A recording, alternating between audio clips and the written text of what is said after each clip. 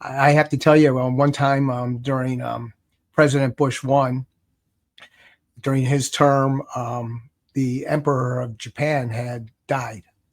And so he was going to the funeral. And when the president travels, at least in my days of doing this, the advance team would go out ahead and they would go take pictures, film pictures of everything, the routes and everything else. And then it was like television. They would put it on a plane with an agent and they'd fly it back to Washington or someplace secure. And then they developed a film and they would analyze everything and they would plan out the routes and everything, all this kind of stuff. And then we come out with this technology. It wasn't even digital. It was analog, and it was a spinning disc called Mavica that would go into this filmless camera.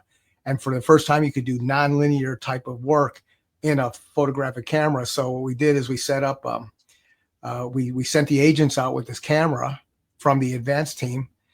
And then they put it in, we set up the transmission system, which worked at 2400 baud. You guys could Google that or do an AI search and learn what that means if you don't know.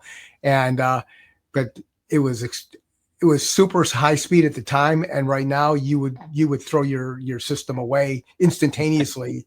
But they would put it in there, and then they transmitted that information back from the U.S. Embassy in Tokyo back to the advanced team office and the White House property. And they were overnight, they were able to get the pictures back without having to put somebody on a plane. It was the first time that had ever been done. And it really changed on how they did these things. And it was secure because it went over secure phone lines. They put it into their secure phone line systems. So it was a pretty